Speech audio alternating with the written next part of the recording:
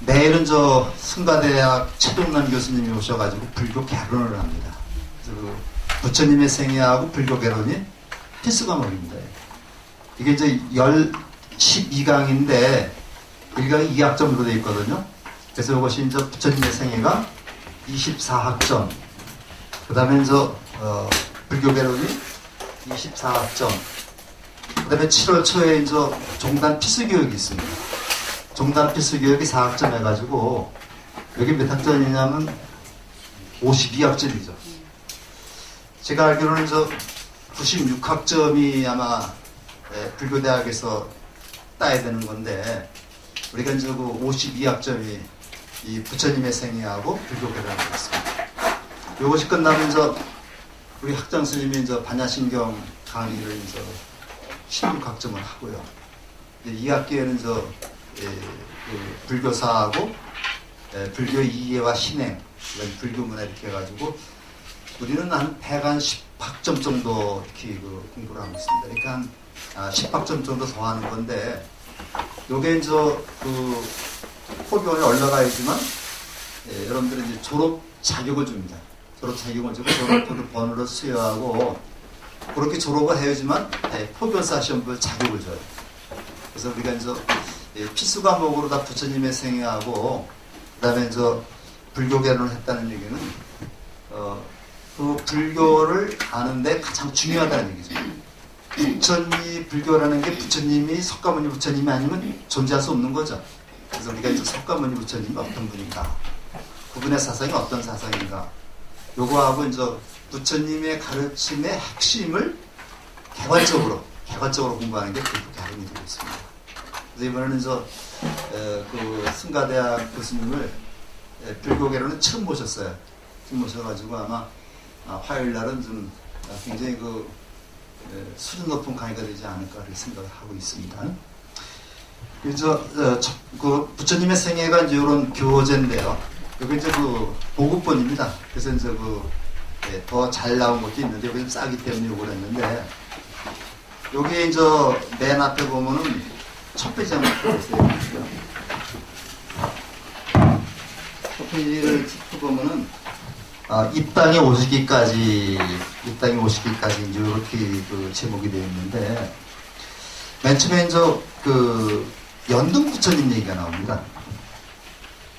연등 부처님 얘기가 나오는데 요거는 우리가 그 금강경에도 이제 연등불한테 석가모니 부처님이 수기받는 얘기가 나오고 불교 부처님의 생일을 시작할 때 항상 어느 책이든지 제일 먼저 얘기하는 것이 바로 연등 부처님 얘기를 하죠.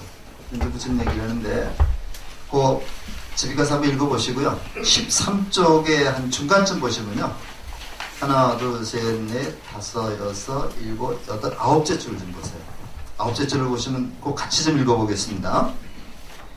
이 병을 치유할 의사는 없을까? 병이 있다면 그 병을 치유할 방법도 있으리라. 모든 고통에서 벗어난 가능한 세계가 없을까? 길이 있으리라. 안에 있어야만 한다. 나는 그 길을 찾으리라. 수메다는 자기 몫의 재산을 가족과 친지 이웃들에게 나눠주고 길을 떠난다. 세상의 학문으로 해결하지 못하는 문제를 풀기 위해 눈높이 깊은 산속에 흘렀다. 그리하여 세상의 학문을 배웠다. 수메다 무궁한 나라의 길을 걸어 올라갔다. 그러던 어느 날 어머니의 병환이 깊어지는 소식을 자, 거기까지만요. 수메다는 여기서는 무궁왕이라는 아무 티끌과 먼지가 없이 빛나는 그런 사람으로 번역을 했는데, 이걸 어떤 책에서는 선해라고 하는 그런 그 말로도 번역을 하고 있습니다. 선해라고 하는 말은 우리가 글자 그대로 맑은 지혜 이런 얘기죠. 이런 지혜인데 어제 우리 그 박씨 교수도 이제 신도회장하고 스님이 지식을 배우지 말고 지혜를 증득하라 그랬는데, 지혜는 그냥 증득되는 게 아니죠. 지혜는 그냥 증득되는 게 아닙니다. 지식이 바탕이 되어야 됩니다. 지식이 바탕이 돼서 우리가 길을 가르쳐 줄 때 그 길을 알아야지, 그 길을 알아야지 갈 수가 있는 거죠. 그렇기 때문에 지혜만 얘기해서는 안 되는 겁니다. 그래서 우리가 이제 지식이라고 하는 것, 지식이라는 것이 바로 부처님의 가르침을 우리가 배움으로써 그거를 내가 깨닫는 게 지혜죠.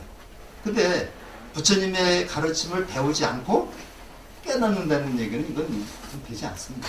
그렇기 때문에 여러분들이 그 지식이라는 말의 지자와 지혜라는 말의 지자를 가만히 보면요, 똑같죠? 뭐만 달라요? 밑에 뭐가 있습니까? 해가 있죠. 해입니다. 해. 세월이죠. 이 지식이 해처럼 밝게 빛나는 것. 이게 지혜죠. 그렇기 때문에 우리는요, 물론 불교를 모르는 사람도 지혜를 쟁득할 수는 있어요. 그렇지만은 이왕이면 우리가 금강산을 가더라도 이정표를 보고 하는 게 좋죠. 이정표 없이 가다 보면 막 헤매게 됩니다. 언젠가는 가게 되겠죠.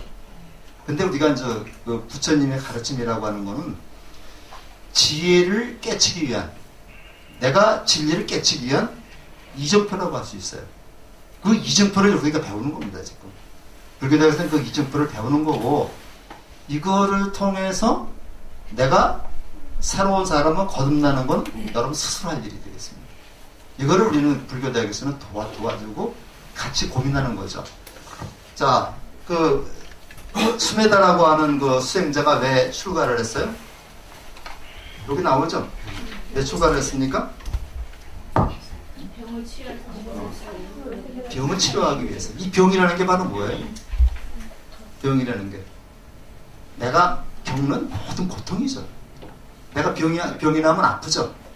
그래서 우리가 이제 부처님의 그 생애에서 아주 쉽게 그 얘기를 하면요, 부처님이 그 시ddhartha 대자였을 때 출가하려고 하는 그 모습을 보이자 부처님의 아버지 숫도다나 왕이라고 하는 사람이 출가를 못하게 했어요.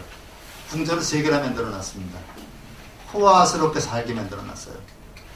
그래서 출가 못하게 하니까 시ddhartha 대자가 아버지한테 딱 여쭙습니다.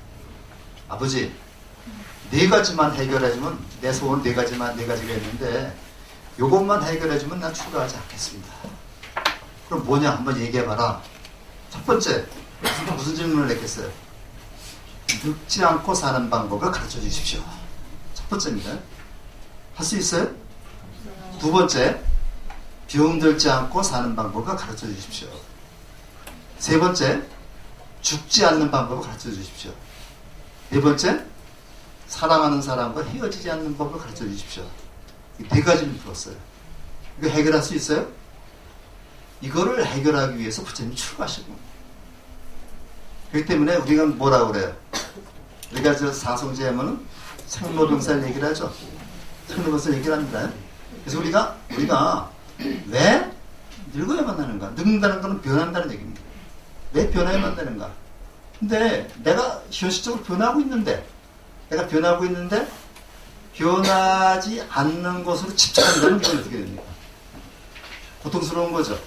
그래서 우리가 이거를 오치원이라고 해요. 어저께도 이제 그 스님 말씀하셨지만은 오온이라는 거는 우리가 색상 형식으로 이루어졌다는 얘기인데, 요것을 변하지 않는 것으로 집착하는 게 오치원입니다. 이 오치원에 사로잡혔기 때문에 이렇게 괴로운 거예요. 그래서 우리가 이제 부처님의 생애를 우리가 공부하면서 그냥 그 허황된 얘기 그런 거는 가급적 빼버리겠습니다. 그래서 우리가 이제 부처님의, 제가 이제 그 인도로 가서도 그런 걸 많이 느꼈는데, 부처님의 생애 중에서 설화와 사실을 우리가 구분할 필요가 있다는 그 생각이 들어요. 우리 그 당부신화에도 보면요, 당부신화 보면서 환인의 아들 환웅이 백두산, 태백산에 내려와가지고 이렇게 있다 보니까 호랑이하고 뭐 곰이 찾아왔다. 그래서 곰이 변한 웅녀하고 결혼해서 당구를 이렇게 돼 있죠. 신화가. 이 신화를 액면 그대로 받아들이면 어떻게 됩니까? 우리는 곰의 자손이 되는 거죠. 곰의 자손이 되는 거죠. 그렇기 때문에 신화라고 하는 것, 설화라는 것은 상징적인 의미가 있습니다. 오늘 저 얘기를 하겠지만은 부처님이 그 마야 부인의 오른쪽 옆구리로 태어나가지고 태어나자마자 사방으로 7발자취를 걸었다. 그 다음에 그 가운데 서가지고 하늘과 땅을 가르치면서 뭐라고 얘기를 했다고 그래요? 뭐 그런 얘기를 했다고 그러죠.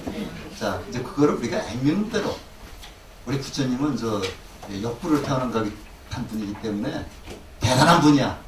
이렇게만 얘기하면 안 되겠죠. 그때는 저 제왕절개도 없었습니다. 그래서 그런 점을 생각을 하시면서 한번 좀 시작을 하겠습니다.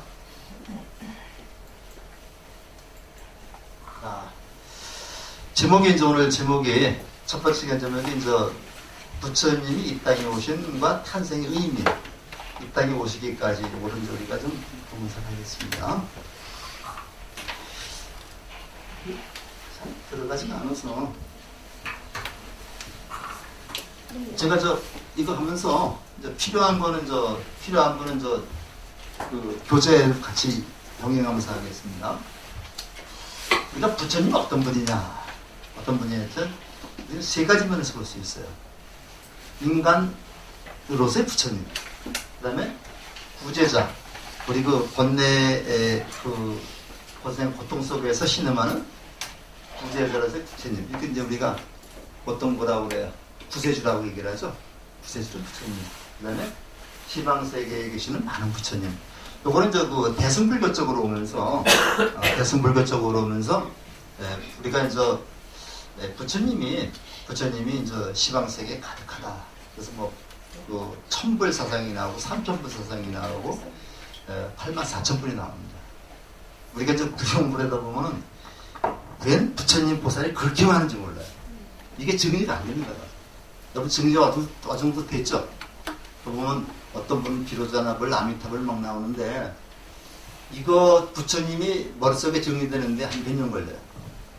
그래서 이제 우리가 이런데 우리가 이제 괜히 요새 이제 우리 그 한국 불교가 말만 대승불교 하면서 저쪽 동남아 불교를 소승으로 폄하하고 있습니다.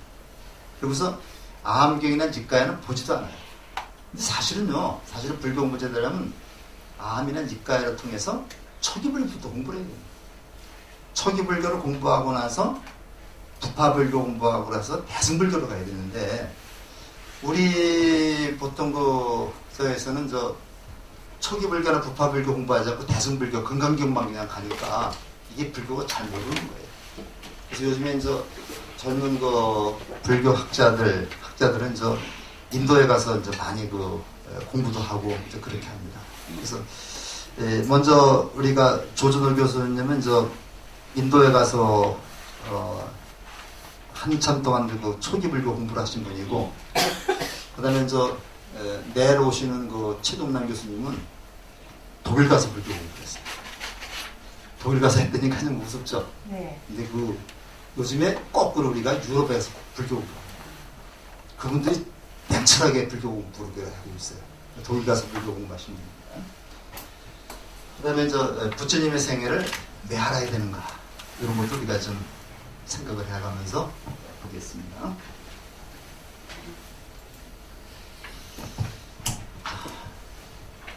요건 여기 나오는 얘기입니다.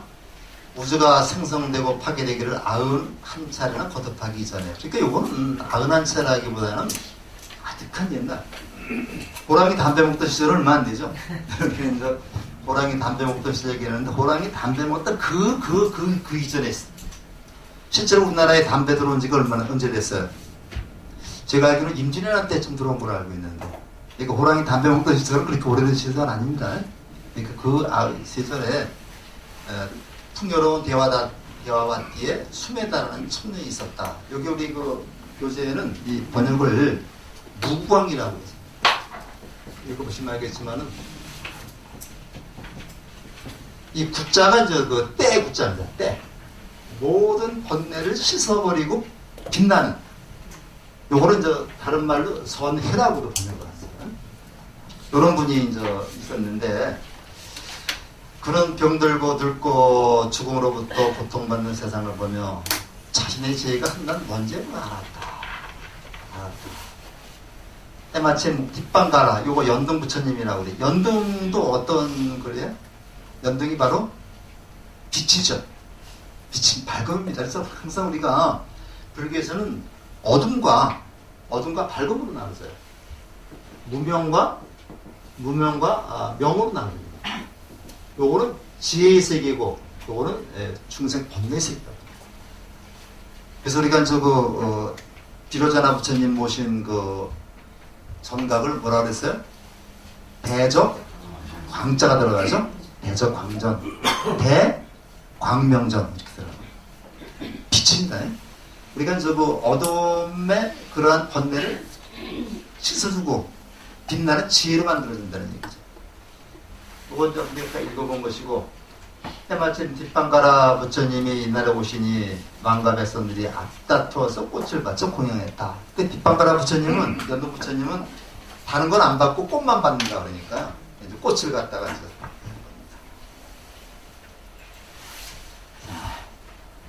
뒷방가라 부처님의 그래서 이제 샀어요. 꽃을 사야 되는데 그 부처님이 오신다는 소식을 듣고서 모든 사람들이 다 꽃을 산 거예요. 꽃이 동이 나버렸어요. 근데 마침 한 여자가, 이걸 우리가 구이라고도 얘기를 하고, 여기서는 뭐라고 얘기를 했나요? 나오는데, 이상한 이름이 나오는데, 그래서 구이라고 보통 얘기를 합니다. 어떤 여인이 꽃을 하나를 안고 있는 걸 봤어요. 그래서 그 꽃은 왕한테 바칠 거다. 그러니까 사정사정해가지고 꽃을 얻었습니다. 그랬더니 그 여자가 5송이를 먼저 주는, 5송이를 주면서 당신한테 당신의 정성이 간절해서 꽃을 5송이 주겠다. 그리고 나머지 2송이 더 줬습니다. 2송이 더 주면서 요건 내 몫으로다가 바쳐달라. 대신 그 앞에 대신 조건이 있다. 이 생에서는 안 되겠지만 다음 생에부터 내가 당신의 아내가 되게 해달라. 그래가지고 그 약속을 해가지고 이제 그렇게 하는 겁니다. 저도 당신처럼 부처님이 되게 하소서. 하늘이 하늘에 되게 해서 지혜와 공덕입니다. 그 다음에 7송이를 주었던 여인의 소원을 말했다. 곱비죠, 곱비. 곱비라는 여인이 세상 저희 아내가 되게 하소서. 이렇게 원을 세웠어요. 그때 놀라운 일이 벌어졌다. 숨에다가 바친 푸른 연꽃 5송이는 부처님의 머리에 펼쳐지고 2송이는 어깨에 드리워졌다. 요게 연동 부처님하고 숨에다의 설화입니다. 그래서 부처님한테 7송이 꽃을 붙였는데, 혹시 불교식 결혼식에 한번 가본 적 있어요? 거의 없죠? 그런데 옛날에 우리 절에서도 불교식 결혼식을 한번 했었습니다. 했었고요. 지금은 BBS 불교 방송이나 빅땡 가면 회관에서 가끔 하고 그러는데 사실 일반화되어 되거든요. 불교식 결혼식에 가면요, 부처님 앞에 신랑이 꽃을 5송이를 바치고 신부가 꽃을 2송이를 바칩니다. 그렇게 하면서 불교적이가 결혼식 시작이 되거든요. 그래서 5송이 2송이를 바치는 거는 바로 여기서 연관된 겁니다. 혹시 기회 있으시면요, 한번 가서 한번 보시면은 새로운 것도 좀 많이 알 수가 있습니다. 그래서 이제 수기를 주는 겁니다. 놀라지 말라. 그대는 과거생에 많은 지혜와 복덕을 지은 사람이다. 그 전생이라 그러죠. 그대는 수없는 산 동안 슬픔의 장긴 일을 이루어하고 고통을 누리는 일을 돌보시는 사람이다. 그런 데서 지금 같은 일을 한 것이다 해서, 이게 이 전생 얘기가 나오는데요. 이거 자탁하라고 얘기를 합니다. 자탁하라고도 얘기를 하는데, 자탁하라고도 얘기를 하고, 이거를 또 본생담이라고 그래요. 이 담자는 이야기라는 얘기입니다. 부처님 전생에 대한 이야기인데, 전생에 대한 얘기를 본생담이라고 그러는데, 부처님이 약 500생을 지나면서 500번의 윤회를 하면서 이제 공덕을 쌓았다는 얘기가 나옵니다. 그래서 요것만을 따로 모아놓은 경전이 자탁하라는 경전이 있어요. 요게 8만대 정도 속에 들어있습니다. 거기 가면 부처님이 사슴의 왕으로도 나오고 뭐 많이 나옵니다. 그러면서 이제 그러한 공덕으로 인해서 부처님에게 수기를 줘요. 수기라는 게 뭡니까? 다음에 부처가 될 것이라고 약속하는 거죠. 그래서 이제 수기를 주는데 지금은 저 석가모니 부처님 누구한테 수기를 줬어요? 미륵불한테 미륵보살한테 수기를 줬죠. 그래서 미륵보살이 그 도솔천에서 닦고 있습니다. 그래서 이제 부처님 돌아가신 지 56억 7천만 년 뒤에 이제 나온다고 얘기를 하죠. 그래서 이제 이래야 할 것이다. 요거는 수기 주는 얘기는 금강기도 나와 있습니다. 감격한 수메다란 부처님의 두 발의 머리를 조아렸다. 자신의 옷에서 그렇다는 거 여기 나오죠. 이게 이제 그 부처님이 여든 부처님이 가시는데 이게 수메다입니다. 수메다가 이제 그 옷을 벗어서 덮었는데도 지득이 남아 있으니까 이 사람이 이제 그 선해가 이 수행을 하냐고 머리도 못 깎았어요. 그러니까 머리를 딱 풀어가지고 부처님이 지나가시도록 이쪽으로 깔아드린 겁니다. 그만큼 어떻다는 얘기예요? 지극정성으로 간절하게 부처님을 공경한다는 얘기죠. 자, 몇 백겁의 세월이 흐른 뒤 그는 사바세계에서 석가모니 부처라 불릴 것이다. 이게 이제 여기 숙입니다. 여기 이제 숙인데 이 겁이라고 하는 시간은 지금 겁나게 긴 시간이죠. 그래서 우리가 이제 대작업이라는 것도 있고 반석겁이라는 것도 있습니다. 그래서 이제 반석겁 같은 경우는 사방 40리 되는 그 커다란 그 바위가 있는데 하늘의 선녀가 100년 만에 한 번씩 내려와가지고 옷깃으로 싹 스쳐 지나가서 그 바위가 다 닳는 그 기간을 일겁이라고. 대작업이라고 하는 것은 또 이제 사방 40리 되는 그 창고에 겨자씨가 있죠, 겨자씨가 있는데 100년 만에 한 번씩 새가 날라와서 겨자씨를 하나씩 물어갑니다. 다 없어지는 게 일컵입니다. 또 이제 그 인도에 보면 겐지스 강이라고 있죠. 겐지스 강이 모래가 이제 겐지스가 항아사라고 그러는데 항아사 모래가 여기 있는 게 항아사 모래입니다. 인도에 직접 가져온 건데 한번 보시면은 입자가 굉장히 밀가루 같아요. 100년 만에 한 번씩 새가 나와서 항아사의 모래를 다 찍어가서 없어지는 그때를 일컵이라고.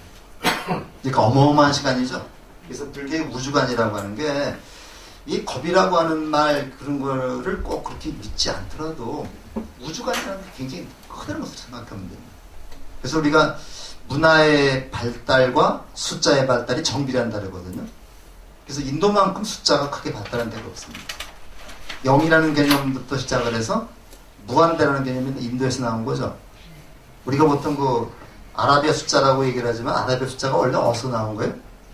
인도에서 중동 지방으로 가가지고 유럽으로 전해져 있기 때문에 유럽에서 아라비아 숫자라고 그러는데 사실 이것이 인도 숫자입니다.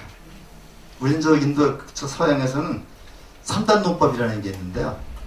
인도 그 불교의 그 교리 논법은 5단 논법입니다. 5단 논법이 그 다음에 뭐 9구단도 인도는 다르다던데 그렇게 되는데 대단한 나라입니다. 그 나라가. 자, 이렇게 이제 됐습니다. 자, 바람은 청년 수메다는 왜 수행자가 됐을까? 왜 수행자가 됐어요? 그 고통에서 벗어나기 위해서, 그죠? 근데 고통에서 벗어나는데 자기 혼자 벗어나는 게 아니라 남도 같이 벗어나게 하는 겁니다. 여인 곡배에서는 이루어졌어요? 이루어졌습니까? 네. 이루어졌죠? 그래서 이제 우리가 부처님 생애를 보면은 결혼을 하죠? 결혼을 합니다. 야소다라는 그 여자하고 결혼을 해요. 그래서 라울라는 아들을 낳는데 모든 부처님은 결혼해서 아들을 낳습니다. 그렇기 때문에 우리가 이제 그 청정기구 얘기도 많이 하고 그럽니다만은 어떤 분들은 그 청정기구라 해서 그 결혼 안 한 것만 가지고 얘기하는 건 아니라고 얘기하는 분들이 있습니다. 그러니까 이제 우리가 결혼을 하고 안 하고가 문제가 아니라 그분의 생각이 청정하느냐 청정하지 않느냐가 문제죠. 아무리 결혼을 안 했다 하더라도 뭐 요즘에 뭐 이제 미투 운동이 어디까지 갈지 모르겠습니다만은 이제 종교계에도 또 한번 덮칠 것 같은데 그 은처 뭐 얘기도 나오긴 하는데 그 생각이라든가 그 행동이 청정하게 되겠죠. 근데 이제 이게 지금 저거 카톨릭이나 이 개신교는 참 거의 건드리지 못해요.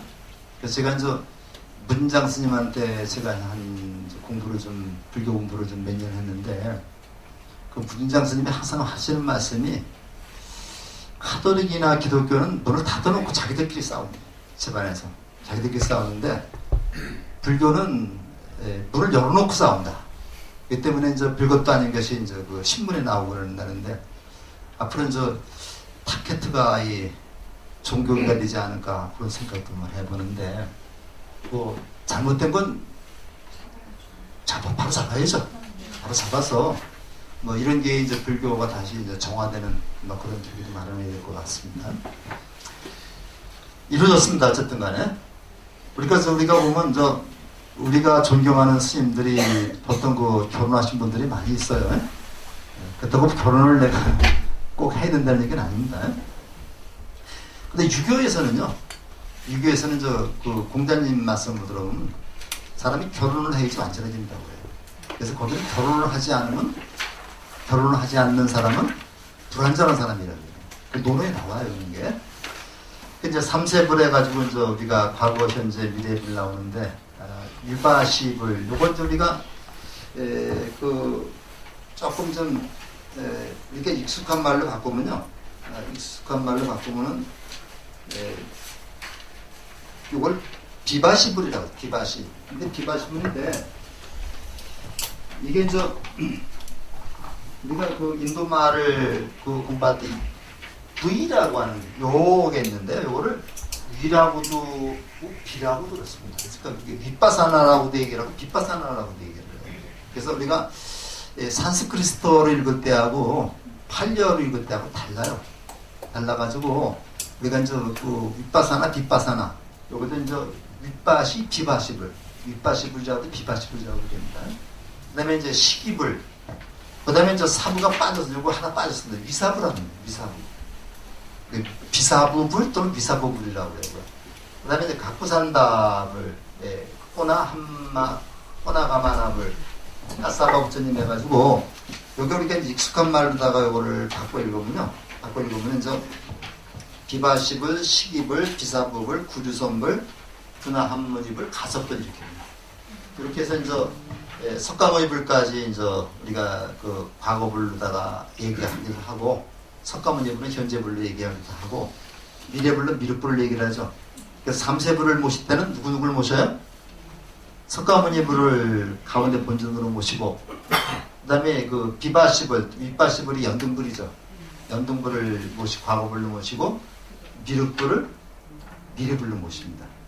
미래불로 모시는데, 우리가 조금 더 공부를 하다 보면 삼천불이라는 게 나와요. 삼천불 개념이 나오는데, 이거는 잠깐만 제가 말씀드리고 넘어가겠습니다. 장엄겁이라는 게 있고요. 장엄겁, 현겁, 성수겁이라 해가지고, 장엄겁에 천불이 있고 천부처님이 계시고, 현겁에 천부처님이 계시고, 그 다음에 성수겁에 천부처님이 계시다 그래서 요 삼천불을 다 모신 데를 삼천부처이라고 해요. 그 다음에 보통 그 현겁에 천불을 모신 분을 천부처이라고 있죠. 근데 어떻게 되느냐면요, 요게 삼천불의 명호가 다 나옵니다. 있는데 이제 인터넷 들어가면 다 나오는데, 이 비바시불이 장엄겁의 998번째 부처님입니다. 998번째 부처님이고, 시기불이 999번째, 그 다음에 미사부불이 1000번째 부처님. 그래서 세 분은 장엄겁 부처님이고요. 장엄겁 부처님이고, 그 다음에 각부산다 부처님은 현겁의 첫 번째 부처님, 오나가마나는 두 번째 부처님, 가사파는 세 번째 부처님, 석가모니불은 네 번째 부처님, 미륵불은 다섯 번째 부처님. 근데 그 부처님과 부처님 사이에는 몇 년? 56억 7천만 년입니다. 그러니까 전혀 상상이 안 되는 그런 개념인데, 그럼 56억 3천만 년이 7천만 년이 어떤 시간이냐? 이거는 그냥 숫자입니다. 숫자인데, 요거는 좀 추상적인 숫자죠. 요거는 바로 우리 생각 나름에서 지금 바로가 될 수도 있고요. 앞으로 영원히 안 올 수도 있고. 그러니까 미륵부처님을 내가 맞을 준비가 되면 내가 미륵부처님이 되는 거죠. 근데 그 준비가 안 됐으면 영원히 안 올 수도 있습니다. 그 56억 7천만 년이라는 숫자에 너무 연연하지 않도록 그렇게 해야 되겠습니다. 수기는 아까 말씀드린 것 수기라는 거고요. 그 다음에 도소천이라고 그래서 우리가 우리 그 불교에서의 그 하늘은 28하늘이 있습니다. 28천이라고 그래요. 28천이라고 그러는데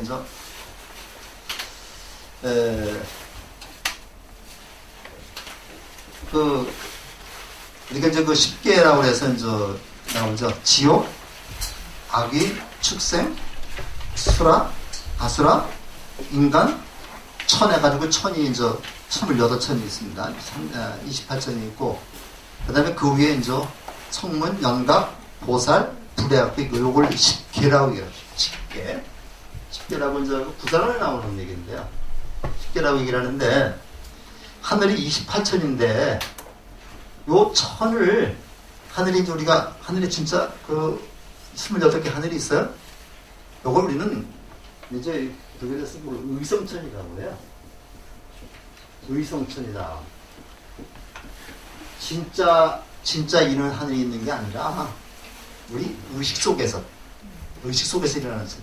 그러니까 저기라면서 야, 우리 불교에서는 하늘이 28개가 있단다 이렇게 얘기하지 마시고 내 의식 속에서 지옥이라는 것도 어때요? 지옥이라는 공간이 있는 게 아니죠. 내 의식 속에 있는 거죠. 내가 지옥과 같은 생활하면 지옥입니다. 내가 천상과 같은 생활하면 천상이 되는 거죠. 이게 천당이죠. 천당과 지옥도 불교에 나와서 나오는 말입니다. 내가 축생과 같은 생각을 하면 축생이 되는 겁니다. 그렇기 때문에 모든 것은 생각 나름이라는 얘기입니다. 그래서 우리가 보면은 28천 중에서 맨 아래가 사천왕천이 있고, 그 다음에 도리천이 있고, 쭉 나오는데, 이 도솔천이라고 하는 천은 어디냐면요. 이거는 다음에 부처가 되기로 수기를 받은 사람이 수행하는 곳이 도솔천입니다. 그래서 항상 부처님이 시타르타 태자로 태어나기 전까지는 호명보살이라고 하는 이름으로 도솔천에서 수행했다가 거기는 옆구리로 들어갔다 그러죠. 코끼리로 변해서. 지금은 누가 있겠어요, 이게?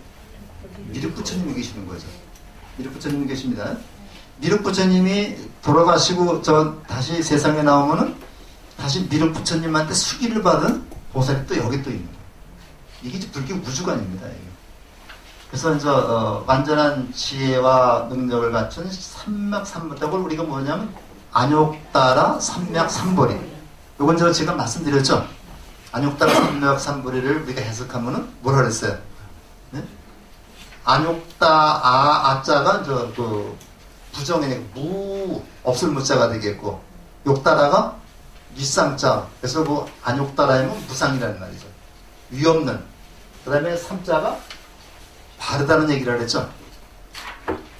그래서 우리가 약자가 평등한 등자. 그 다음에 보리가 깨달음이니까 안약따라 삼맥삼보리를 우리말로 번역을 하면 무상, 정등, 정각. 무상, 정등, 정각입니다. 이게 바로 부처님의 깨달음의 경지죠. 이걸 해서 한 보살사님이 기사되었다. 그래서 열의 지혜와 자비의 빛에 따라서 항상 그 지혜와 자비가 같이 따라다닙니다. 그 지혜는 요거는 내가 깨달는 거고요. 자비는 남에게 베푸는 거죠. 그래서 요거를 우리가 지혜를 자비를 이타. 항상 그 자리와 이타가 따라다닙니다. 그러니까 나만 깨달아서 부처가 되는 게 아니라 남에게 부처가 되도록 법을 베푸는 거죠. 이게 자비입니다. 그래서 우리가 자리 이타입니다. 이것에 따라서 이런 자리입학을 바로 뭐냐면 보살행위라고 그러죠.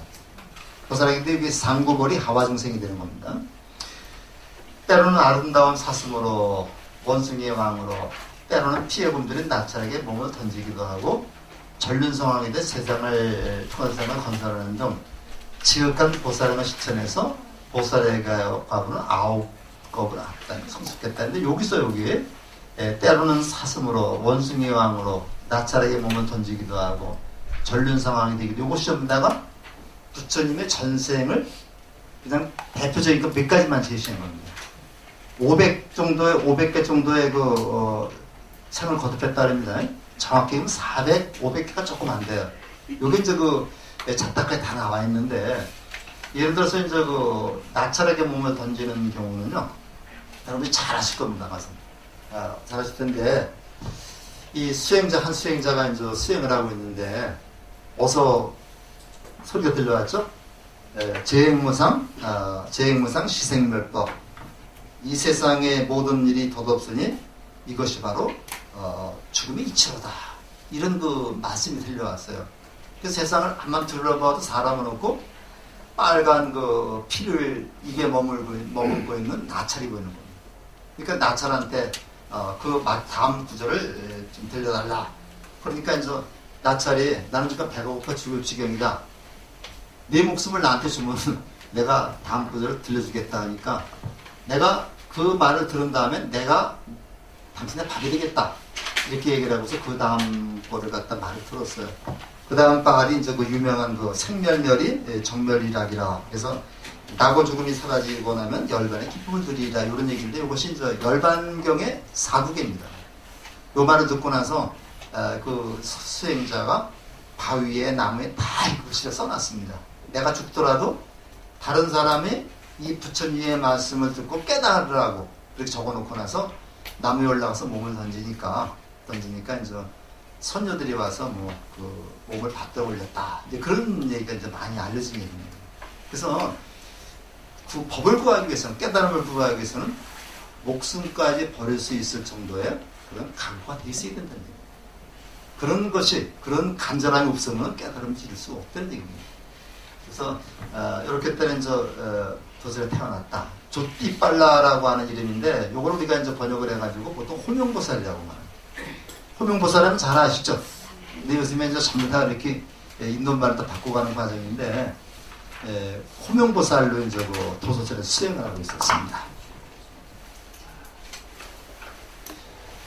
자, 그때 이제 천생의 욕계 중 네 번째 하늘나라 도르천 체벌만다 군돈이 중으로 이렇게 됐다는데, 천생의 욕계인데 우리가 보통 보면 10계를 보면요, 10계를 보면은 욕계, 색계, 무색계로 나눠져요. 이게 우리가 불교 개론에서 공부가 될 겁니다. 욕계는 욕망, 재물에 대한 욕망을 버리지 못한 세계를 욕계라고 그래요. 그래서 지옥, 악귀, 축생, 아수라, 인간, 천 중에서 6개. 6개까지. 그 다음에 색계가 나옵니다. 색계는 물질적인 욕망은 버렸지만 정신적인 그런 욕망은 다 버리지 못한 세계입니다. 그래서 그 사선천이 나오고, 무색계하면 정신적인 욕망까지 다 버려서 깨달음의 이런 세계를 우리가 무색계라고 그래요. 근데 이런 것은 불교 개론에서 우리가 배우시도록 하고요. 됐다. 그 중에서부터 수승한자는 내원과 이 외원이 있는데요.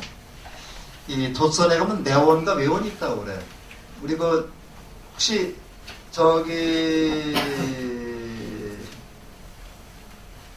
고창에 선운사 한번 가보셨어요? 네. 고창에 선운사 가시면은 그 위에 1시간 정도 올라가면 도서람이라고 있죠. 네. 도서람 가면은 그 도서람에서 또 이 계단 한참 올라가면은 거기에 누가 있어요? 내원궁이 있는데, 내원궁에 지장보살이 있죠. 거기 가면 가면은 선운사에 가면요, 지장보살이 3분이 있어요. 지장보살 3분이 있는데 굉장히 아주 난 그렇게 잘생긴 지장보살은 처음 봤어요. 그래서 선운사 안에 지장보살 모신 정각이 따로 있어요. 근데 그 지상보살 일본 갔다 오신 지상보살입니다. 아주 그 대웅전, 그 대적광전이죠. 대적광전에서 조금 옆에 있는데 굉장히 화려하게 모셔놨는데 일본 갔다 오신 지상보살입니다. 그 지상보살님하고 창담암이라고 하는, 그건 이제 우리가 어디 있냐면요, 도서람 가기 전에 오른쪽으로 가면 창담암이라는, 거기도 또 지상보살이 있고, 그 다음에 그 도서천 내원궁에 지상보살이 있는데, 제가 거기 도서천 내원궁에 있는 지상보살이 제일 아름답더라고요. 세 분의 지상보살이 있는데, 요거 그 선원사 가면은 세 분 지상보살을 꼭 보고 오셔야 됩니다. 쭉 모시게 되는데, 특히 그 선원사에 있는 지상보살 일본 가서 그렇게 이 흠창한 거를 다시 찾아온 지상보살. 그런 걸 보시면서 이제 우리가 그 상사도 보고 뭐 그래야 되겠죠. 자, 그 내원은 바로 지상보살이나 그 미륵보살이 수행하는 곳이고, 또 외원이 있습니다. 외원이 있는데, 외원은 천계에 사는 사람들, 그 미륵보살을 모시고 사는 사람들은 그 외원에 있어요. 그래서 내원하고 외원이 있습니다. 사자자인데, 여기 부처님의 그 앉아계신 자리를 사자자 또는 기상자 이렇게 얘기를 합니다. 사자는 이제 복수의 왕이죠. 사자가 소리를 한번 크게 지르면요, 크게 지르면 사자는, 어린 사자는 더 힘을 내고, 그 다음에 다른 동물들은 다 꼬리를 갖춘다고 그래요. 그래서 보통 그 부처님의 말씀을 사자후라고 그러죠. 근데 사자 우는 거 한번 들어보셨어요? 들어보셨어요? 저는 한번 들어봤습니다. 싱가포르 가면요, 그 밤에만 그 여는 동물원이 있어요. 거기 좀 야생, 밤에 이렇게 쭉 차를 타고 다니면 가면은 그냥 그 야생에서 동물들이 다 있는데, 그게 끝나고 이제 사자 소리를 듣는데 또 가는 코스가 또 있어요. 그래서 그걸 한 30분 정도 이제 어두운 밤에 가면은 사자가 이제 크게 우는데, 그 사자 우는 소리가 같은 사자지만 그 산을 찌렁찌렁 울리더라고요. 그래서 저는 한번 그 사자 소리를 들어봤는데, 야, 사자 소리를 이렇게 저렇구나 생각을 했어요. 그랬더니 산을 울려요, 그냥. 산을 울리는데, 한번 싱가포르 한번 가시면, 그 유명한 데죠? 밤에만 여는 동물원이 있습니다. 네. 날사 발레라나? 라이트. 네, 거기 있습니다. 맞아. 근데 입장도 되게 비싸요, 거기 또. 네, 그래서 한번 좀 들어봤고, 그 다음에 조금만 더 하고 주시겠습니다. 인간의 세계는 400년이, 여기서 이곳 하루는 인간 세계 400년이다. 이런 얘기 많이 들어봤죠? 어떻게 서유기도 보면 이게 많이 나오고 이러는데, 어쨌든 뭐 그렇다고 치고요. 거기서, 호명보살이 여길 떠날 날이 얼마 남지 않으니까, 거기 외원에 있는 그 사람들이 이제 천인들 슬퍼하는 거죠. 왜냐하면 자기들이 믿고 따르던 보살이 지구로 가게 되니까요. 그러니까 슬퍼하지 마세요. 무상한 삶과 죽음의 거센 길 앞에서 손을 놓지 못하고 있는 애착과 얼스러움 때문입니다. 제가 떠난 자리에는 멧대야, 요건 이제 미륵보살인데, 우리가 보통 미륵보살이라고 하는 이름을 마이트레야라는 이름으로 많이 불러요. 멧대야 또는 마이트레야인데, 요거하고 비슷한 이름이 어디 있어요? 비슷한 이름이 그 기독교 메시아라고 있죠? 그래서 메시아하고 마이트레야를 서로 연관시켜서, 언어적으로 연관시켜서 이렇게 하시는 분이 있고요. 예수님의 어머니 이름이 누구예요? 마리아죠, 마리아. 마리아인데, 부처님의 어머니 이름은 마야죠. 그렇게 연관시켜서 보는 분들이 있고, 그 다음에 동양신화, 중국신화를 보면은 여화신이네, 여화신이 있는데, 여화신이 창조신이거든요. 그래서 여화신이 그 인간을 창조했는데, 흙으로다가 이렇게 빚어가지고 구웠다고 그래요. 구워서 만들었는데, 구운 다음에 숨결을 불어넣었다 그러는데, 그 중국에서 여화신이 왜 사람을 만들었느냐?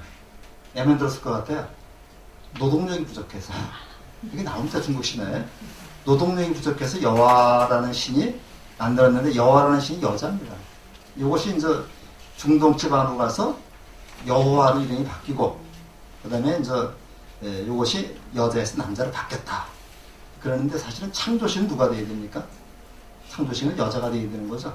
그래서 그런 그 신화의 연관성을 많이 그 얘기하는 사람도 있는데 그건 이제 그 개신교에서 들으면은 굉장히 그 뭐라고 되겠는데 그렇게 우리가 이제 언어의 그 흐름을 따라서 그렇게 이제 공부하는 경우도 많이 있습니다. 그래서 어떤 분들은 이제 기독교와 불교 뭐 요거를 갖다가 이제 비교해서 얘기할 수 있는데 일방적으로 불교가 기독교에 영향을 주는 건 아니고요. 영향이랑 서로 주고받는 거죠.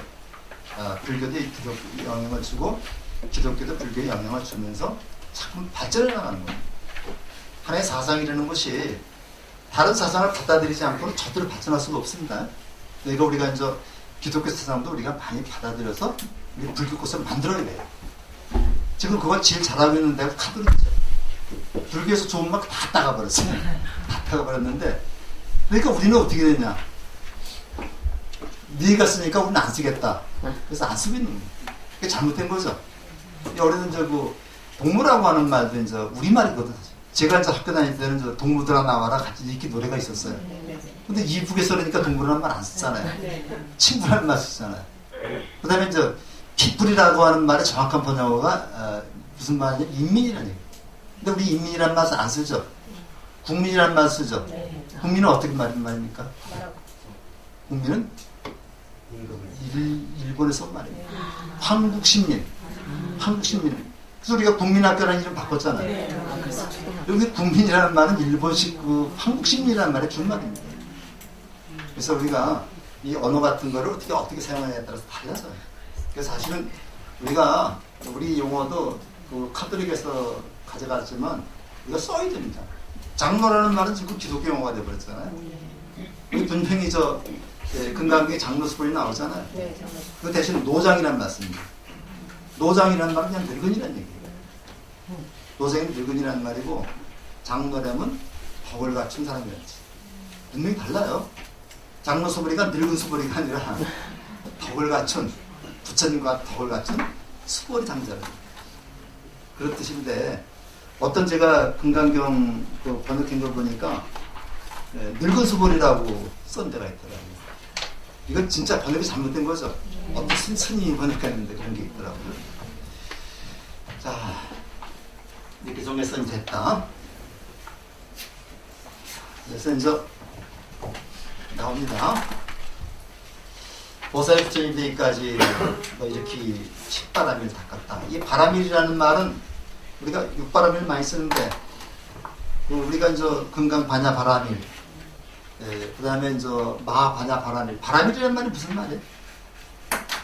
파라미타라는 얘기인데 건너가다. 어디서 걸러가요? 중생의 세계에서 부처의 세계로 건너간다는 거예요. 반야라고 하는 지혜를 통해서 중생의 세계에서 부처의 세계로 가는 길을 알려주는 경전이 바로 금강 반야 바람일경이고 마 반야 바람일경이에요. 그러니까 거기 뭐가 바탕이 돼요? 지혜가 중심이 되는 거죠. 지혜가 오면 뭐가 따라와야 돼요? 자비가 같이 따라와야 돼요. 우리가 이제 그렇게 해서 이제 우리가 좀 보면 되겠고요. 깨달음의 길이다. 그 전적으로 다 아시는 얘기고요. 그 다음에 이제 지금 이제 딱 10시인데요. 한 10분만 쉬었다 할까요? 10분만 쉬었다 하면서 이제 한 5분만 쉬죠. 5분만 쉬고 한 10분 동안은 좀 28, 29기 서로 얼굴도 익히기 바라고요. 사실은 입문반도 이번에 굉장히 기대 이상의 성과를 거뒀는데 2월 중순까지도 굉장히 정원이 안 찼었어요. 30년이 안 됐었는데 그리고 과장님이 아주 굉장히 걱정을 많이 했는데 우리 같이 공부하시는 분들이 추천을 많이 해줘가지고 지금 한 50명수는 한 50명 지금 있고 우리 신도 중에서도 이제 다시 공부를 해보겠다고 입문반에 또 들어오신 분도 있어요. 그래서 우리가 이제 불교 공부라는 거는 자꾸만 하면 할수록 좋습니다. 나는 불교대학 졸업했으니까 뭐 공부 안 해도 된다. 이 얘기를 잘못된 거고. 어느 불교대학 가면요. 지금 제가 그 불교대학 학장회의가 1년에 한 번씩은 있어요. 법교원에서 있는데, 제가 주로 가는데, 거기 가보면 대부분 스님들이 오시죠. 스님들이 오시고 그러는데, 각 지역마다 어느 불교대학든지 학생 모집이 굉장히 힘들다고 해요. 힘들었는데, 심지어 어느 불교대학에서는 학장 선생님 말씀이 우리 대학은 졸업 안 시킵니다. 우리 대학은 졸업 안 시키고, 졸업시키면 모집이 안 되니까. 졸업 안 시키는 데도 있다고요. 그런 말씀하는데, 그 다음에 저희 교수님들도, 이게 인천은 그래도 나은 편입니다. 저 지역 가면 천상 서울에서 교수님들을 모시고 있는데, 쉽지가 않아요. 같은 값이면 우리 인천에 올라도 저 지방은 시간이 많이 뺏기니까 안 하려고. 그래서, 근데 그나마도 점점 힘들어요. 그래서 조금 좀 괜찮은 교수님들 모시려면은 일정이 바쁘고, 계속 일정이 바쁘고, 좀 더 그렇지 않으신 분 모시면은 또 강의 내용이 좀 부실한 면이 좀 있고 그래서 저도 아주 굉장히 고민이 많습니다. 그래서 언제까지 이걸 할지 모르지만은 제가 이제 있는 동안은 가급적이면 좋은 교수님을 초빙해서 이렇게 좀 하려고 그러는데, 제가 아까 말씀드렸지만은 공부를 지식을 통해서 지혜가 증득이 되는 거지. 그러면 배울 필요가 없다면은 학교 다닐 필요 없는 거잖아요. 그래서 우리가 그런 점을 해서 저는 오신 분들이 굉장히 고맙고 저는 존경스럽고 그렇습니다. 그래서 같이 한번 부처님 법을 저도 최선을 다해서 한번 노력을 해보겠습니다. 그래서 저도 교수님들도 열심히 하고 있어요. 현재 1시간 강의하기 위해서는 4시간 교수님들 해야 됩니다. 그래서 제가 평생을 제가 이 집만 하다 보니까 그런데 하여튼 제가 할 수 있는 한 최선을 다하도록 노력을 하겠습니다. 다시 이제 두 번째 시간에 대해서 진짜 부처님이 탄생을 하십니다. 하시는데 교재는 집에 가서 꼭 읽어보셔야 됩니다. 깊은 잠이 든 마야왕비는 신비한 꿈을 꿨다. 어떤 탐hom이라는 꿈이 있죠. 제가 이거 실제로 있었던 얘기인데요. 제가 그저께 꿈을 꿨어요. 꿈을 꿨는데 그냥 물고기가 엄청나게 많은 꿈을 꿨거든요. 그래서 어저께 지인하고 좀 해서 술을 좀 한잔 했는데, 집에서 때문에 술을 많이 못 마십니다. 조금 이제 얘기하면서 꿈 얘기를 했더니, 마침 그 사람이 손주를 굉장히 기다리는 사람이에요. 그래서 꿈을 팔았습니다. 꿈을 팔았는데, 아들 날 꿈이라 그러더라고요. 그래서 이제 한번 두고 보는데, 나는 먼저 손주 날 사람도 없고, 이제 아무것도 없는데, 우리 사람의 애기 날 것도 아니고. 근데 팔았는데, 돈을 받아야 되잖아요. 그래서 거금 1,000원 받았어요. 그래서 돈 받았는데, 어쨌든 간에 그 꿈이 그쪽 집안에 가서 손주가 좀 났으면 하는 거 바랍니다. 옛날에 김유신 동생인가요? 모인가 문인가는 꿈 팔아가지고 왕비도 됐다 그러잖아요. 그래서 딱 그 얘기 듣더니 그 아들 날 꿈이라고 꿈 팔라 그래서 그냥 팔아들었어요. 탐hom을 꾸게 됩니다. 그런데 6개 이빨을 황금으로 치장한 코끼리가 허공에서 내려오고 있었다. 소문이 막 내려오죠. 내려오는데 어디서 내려오는 거예요? 도솔천에서 내려오는 겁니다. 7배 된 거대한 코끼리는 눈을 뜨는 상품 다가와 왕비의 옆구리로 들어왔다. 이 소식을 들은 다람쥐 선인들은 숫도다람에게 경화를 보냈다. 꿈 얘기를 하니까 왕비님이 전륜성왕이 되실 왕자를 인사하셨습니다. 이 전륜성왕이라는 게 뭐예요? 전륜성왕이라는 게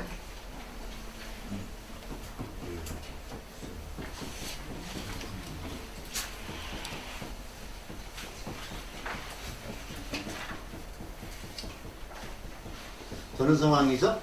그래서 그런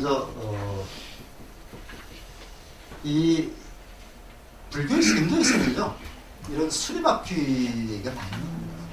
그래서 그 윤자가 이제 수레바퀴 윤자고 이게 전자는 굴린다는 얘기입니다. 이게 수레바퀴를 굴리듯이 그 온 세상을 누벼서 통일할 수 있는 그런 그 성스러운 왕은 전륜성왕이다. 이거는 이 불교에서 인도에서 가장 속세 이상적인 왕으로 삼는 그런 왕이 전륜성왕이고요. 가장 이상적인 정신적인 지도자를 부처라고 해요. 부처라고 하는 붓다라고 하는 그 이름은 석가모니 부처님의 고위공사가 아니라 그 인도에서 정신적인 성자로다가 추구하는 메시아로 추구하는 메시아로다 생각했던 그런 분이 붓다고 그 다음에 이 세상에 평화를 가져올 그러한 그 임금을 전륜성왕이라고 합니다. 그래서 인도에서는 그 목표가 전륜성왕 아니면은 붓다입니다. 그러니까 숫도다나왕이 자기 아들이 뭐가 되기를 바라겠어요? 전륜성왕이 되기를 바라겠죠. 그랬으니까 이제 아들을 낳았다 그러니까 인대했다 그러니까 신하들이 그 왕자는 전륜성왕이 될 겁니다. 좀 아부를 하는 거죠. 아부라는 건 전자가 이제 굉장히 그 중요한 글자입니다. 그래서 요거는 전 법륜이면 법륜을 부린다는 거예요. 부처님의 가르침을 불리는 게 전 법륜이죠. 이걸 제일 처음 불린 데가 초전법륜이에요. 초전법륜이라는 것은 부처님의 가르침을 제자들에게 처음으로 설한 곳을 초전법륜이다. 녹야원이라고 하죠.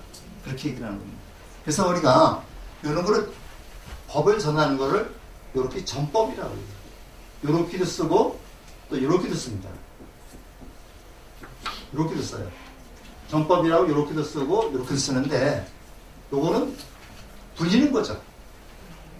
자기 나름대로 부처님의 가르침을 자기 나름대로 풀어서 얘기하는 게 전법. 이런 전법입니다. 요 전법은 뭐예요? 부처님의 가르침을 그냥 전하는 거예요. 자기 생각을 권하지 않고 전하는 게 전법입니다. 우리가 전법이라고 할 때 두 가지가 있습니다. 이 전법인데 요런 경지의 전법은 아무나 하는 게 아니죠. 큰 스님들이 하는 거예요. 우리가 하는 건 요런 전법이죠. 그래서 우리가 부처님의 법을 전할 때 우리가 이제 5분 전법이나 뭐를 할 때 부처님의 가르침을 내 생각을 집어넣지 않고 그대로 전해주는 게 전법입니다. 근데 이거를 갖다가 내 나름대로 해석해서 전해주면 안 된다는 거예요. 이거는 이제 물론 저 송철 스님 같은 그런 큰 스님인 경우는 가능하겠지만 그분들도 웬만하면 이런 전법을 하지 않아요. 이제 그런 얘기인데, 그러니까 이렇게 있습니다. 그래서 이제 해산날이 가까워지자 마이왕비는 까빌라 사람들에게 전송을 받으며 노래와 향기로운 꽃향기 넘치는 길을 따라 고향이 꼴리하고 들어섰다. 이게 네팔 보면 네팔에 가빌라성이 있고 이웃한 여기에 뭐가 있냐면은 까빌라라고 하는 그 마을이 있는데 이 나라들이 이제 큰 나라는 아니고요.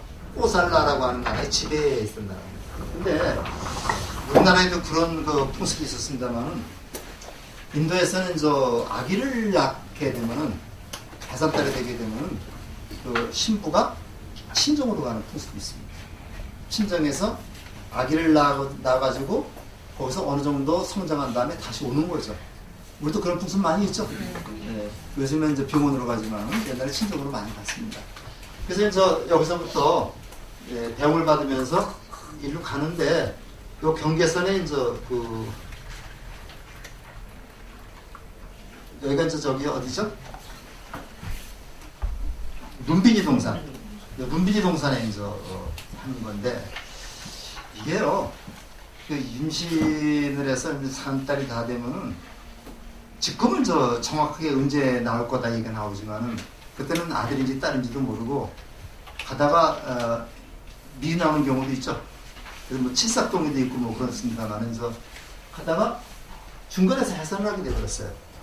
해산하니까 여기가 룬빈이라고 하는 동사인데 어떻게 해야 되겠습니까? 실제 이거는 설화를 얘기하지 않고 해산이 금방 될 것 같으니까 시녀들이 장막을 쳐놓고 거기다가 뭐 침대 같은 것도 없으니까 그냥 보재기 같은 거 깔고 거기서 해산을 했겠죠. 해산하다 보니까 어떻게 됐겠습니까? 산후조리가 제대로 안 됐죠. 제대로 안 됐습니다. 그러니까 마양비는 일주일 만에 돌아간 겁니다. 이렇게 해석을 해야 돼요. 그러니까 마양비가 돌아가고 나서 또 어떤 풍습이 있느냐면요. 언니가 죽으면은 동생이 대신 그 집으로 시집 오는 그 형부한테 시집 가는 풍습이 있었어요. 우리나라에도 그런 거 있었죠. 형수가 죽으면은 동생이 형수를 데리고 삽니다. 고구려에 나오잖아요. 고구려에 고국천왕인가 뭔가 나와서 그 형수가 죽으니까 셋째 동생이 그 형수를 왕비로 삼아 데리고 그러니까 둘째 동생이 그 반역을 싸우는 전쟁이 나옵니다. 고구려 역사에 나와요. 이런 기준이 있었는데 아무리 한번 생각을 해봐. 아무리 이모가 잘한다 하더라도 자기 친어머니만은 못하겠죠. 그렇죠? 그러니까 시다르타 때는 어떻게 되겠어요? 항상 허전함을 느끼는 겁니다. 어머니가 그리운 거예요. 그러니까 어떻게 되겠어요? 사색을 하게 되는 거고 생각이 깊어지게 되는 거고 그러니까 여러 가지로 출가를 하게 되게 됩니다. 만약에 가정입니다. 만약에 마양비가 돌아가시지 않았더라면 그래서 어머니의 정을 듬뿍 받고 살았다면 아마 출가를 안 했을 수도 있다 이렇게 생각할 수 있죠. 이렇게 이제 우리가 그러니까 시다르타 태자의 고뇌를 한번 우리가 생각을 해볼 필요가 있습니다. 물론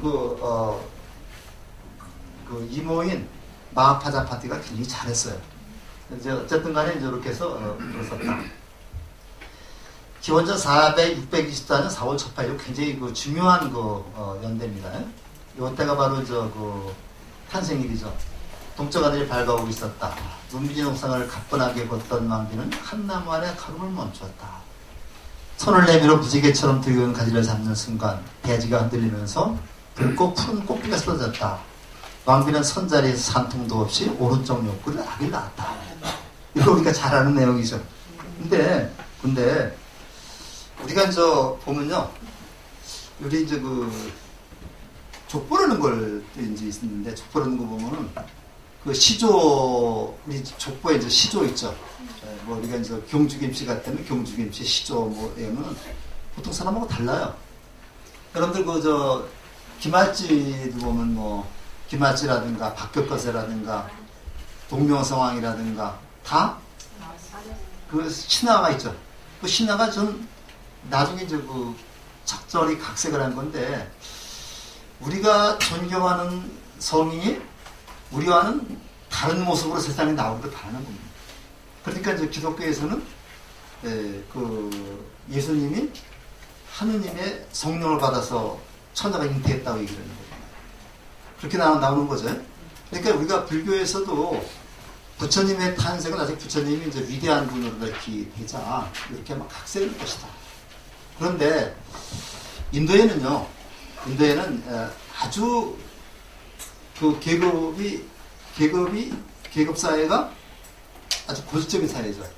그래서 우리가 인도에 먼저 살았던 원주민이 어떤 민족이냐면요, 드라비다족이라 드라비다족. 드라비다족이 살았었는데 여기에 누가 왔어요? 아리안족이 쳐들어온 거예요. 이것이 기원전 3000년경에 쳐들어왔어요. 근데 이거를 잘 생각을 해보시면요, 드라비다족이 거기서 평화롭게 살고 있었는데 항상 외부에서 오는 그러한 족속은 문명이 발달된 족속이에요. 그래서 여기 드라비다족이 들어올 때는 어떻게 됐냐면요, 드라비다족은 청동기를 사용하고 있었는데 아리안족은 철기 문화를 사용합니다. 철기. 그러니까 이건 상대가 안 되죠. 이렇게 이제 그 청동기에서 철기, 그 다음에 이제 석기에서 청동기로 바뀌는 이것은 원자폭탄을 개발한 것 같은 그런 그 괴력이 있다고 해요. 우리나라도 마찬가지입니다. 단군이 하늘에서 내려왔다는데 하늘에서 내려왔을까요? 이거는 이제 다른 데서 오는 거죠. 청동기 문화를 가지고 사용하던 그런 민족이 쳐들어온 겁니다. 쳐들어와서 지배를 하니까 그 다음에 저거 고물 토템으로 하는 민족과 그 다음에 호랑이를 토템으로 하는 민족과 그 밖에 여러 가지 민족이 있었겠죠. 그런데 그 여러 가지 민족 중에서 새로 들어온 그 단군 족속 이 족속이 고물 토템으로 하는 족속 결혼한 겁니다. 거기가 뜨게 되는 거죠. 마찬가지로 아리안족이 들어오면서 자기들이 이제 아리안족이 이제 유럽으로도 가고 파키스탄도 가고 이렇게 됩니다. 그래서 원래 이것이 이제 중앙아시아 저기 그 유럽 쪽에 있는 그런 민족이었어요. 그래서 우리가 인도어를 인도 유럽어족이라고 해요. 그리고 이제 그 세계 그 언어를 9개 계통으로 나누는데 여기 이제 그 인도나 영어권, 유럽권 그 언어를 인도 유럽어족이라고 해요. 인도하고 유럽은 같습니다. 우리는 무슨 어족이에요? 우리는 안타이어족이라 그러죠. 그래서 이제 이렇게 그 어디서 우리가 민족이 이동하면서 우리 안타이어족도 어떻게 됩니까? 저 중앙아시아에서 해가 뜨는 대로 해가 뜨는 동쪽으로 온 겁니다. 해가 뜨는 데가 어느 데? 밝은 곳이죠. 밝은 곳이죠. 밝은 곳을 찾아서 온 거예요. 그리고 우리가 백의민족이고 그 다음에 이제 단군이라는 말에 단자도 박달나마다 짜죠. 밝으면 승상한 그런 말이에요. 이게 배달민족입니다. 그 배달민족이 아니라 배달이라는 말이 벌써 우리말이거든요. 밝은 것을 승상하는 민족이라는 뜻입니다. 이렇게 되다 보니까 이 아리안족이 들어오면서 지배자를 군림한 겁니다. 지배자를 군림하면서 계급이 사성 계급이 생겼죠. 그래서 브라만 계급, 쿠샤트레아 계급, 바이사 계급, 수드라 계급. 근데 이 보통 그 바이사나 수드라는 드라비다족의 족속이고 이 밑에 또 뭐가 있어요? 하리잔이라 그래가지고 하리잔이라 그래고 이제 불가촉 천민이에요. 이거 이 밑에 있습니다. 이 밑에 있는데 이 불가촉 천민은 사성 계급에 끼지 못하는 그런 민족이 있었어요. 그저 그 인도의 신불교 운동에 암베드카르라는 사람이 있었거든요. 이 사람이 하리잔 출신입니다.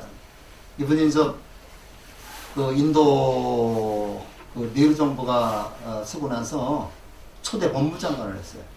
초대 법무장관 하면서 그 개혁을 한번 해보려고 했더니 이 힌두교의 사성계획을 얽매여서 한계가 있는 거예요. 그래서 법무장관을 때려치고 그 다음에 이제 개혁을 위해서 이 불교로 조기로 바뀌었어요.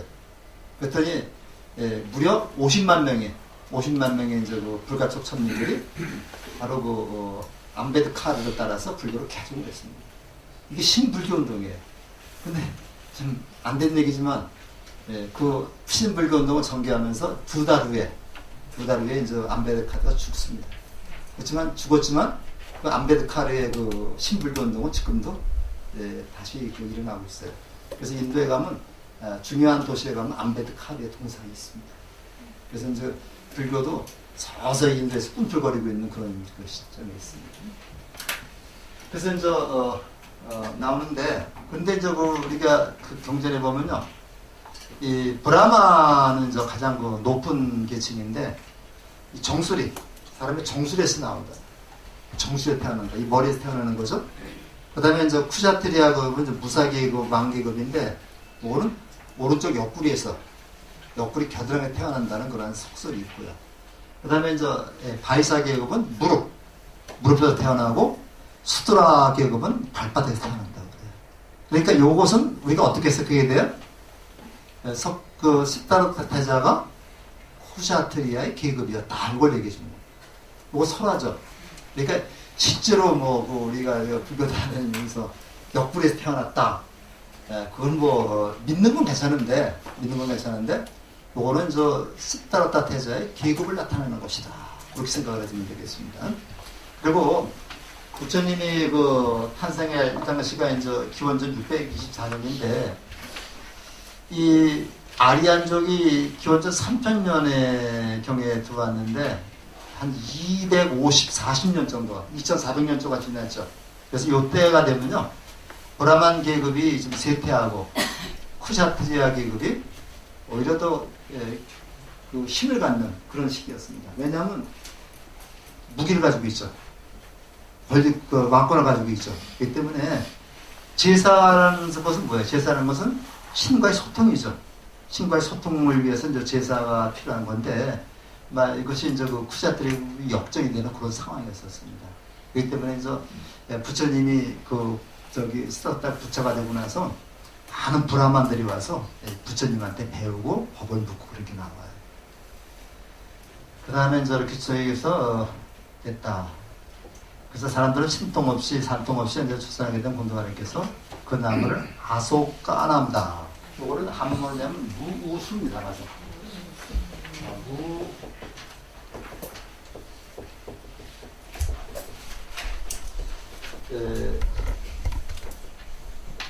요 무자가 근심 걱정이죠. 모든 근심 걱정이 없는 그런 나무다 해서 불교에서 나무가 많이 나오는 첫 번째 나무가 무우수나무입니다. 아소카 나무인데 우리가 이제 저기 인도 성지순례를 가서 이제 보면요, 그 룸비니 동산이 이제 네팔에 있습니다. 네팔에 있는데 여기 가보면 거기서 발굴한 것이 이제 지저분하게 있는데, 요거는 이제 일본에서 그 돈을 해가지고 여기를 보호각을 만들었어요. 그래서 이제 부처님이 태어나신 그 장소를 이렇게 건물에다 딱 그 지붕을 만들어서 보호하고 있습니다. 그래서 이제 우리도 거기를 가가지고 이제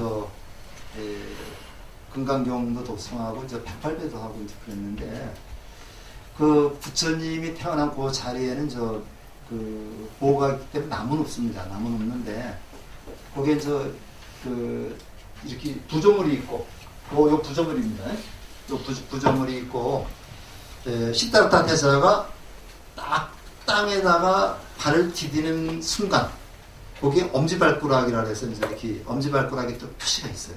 그래서 이제 그렇게 돼 있어가지고 이것이 이제 엄지발가락 표시라고 얘기를 하더라고요. 그러니까 이제 그렇게 믿는데, 거기 굉장히 중요한 의미가 있죠.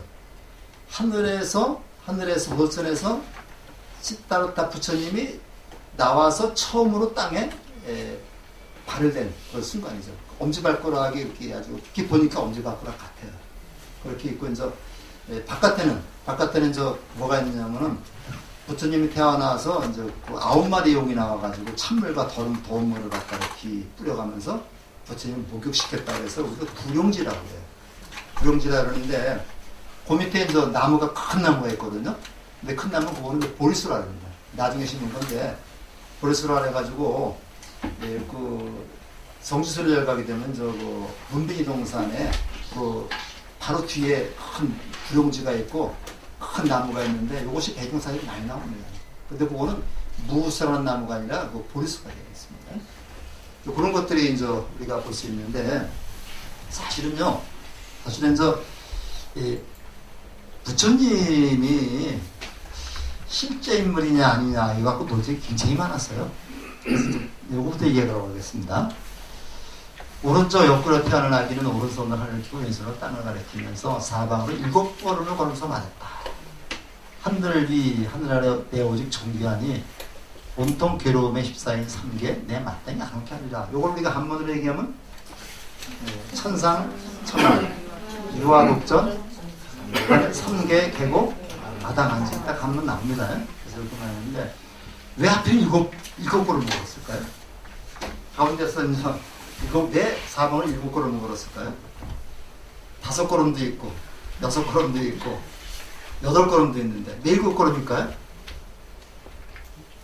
우리 육도윤회라고 그러죠? 육도윤회라고 그러죠? 어디 가면 육도윤회가 육도가 뭡니까? 지옥, 악귀, 축생, 아수라, 인간, 천 중에 이거 이제 6개 6천 요거래. 요거는 윤회를 합니다. 요거 윤회를 하기 때문에 7발짝을 걷는다는 거는 뭐야? 이분은 윤회를 벗어났다, 윤회를 초월했다 이런 얘기입니다. 윤회를 하지 않고 깨달음의 세계에 이를 뿐이라는 것을 갖다가 암시해 준 거. 그래서 7발짝입니다. 그래서 저 부처님 앞에 가서 절을 할 때 어떤 몇 번 해요? 3배를 하죠.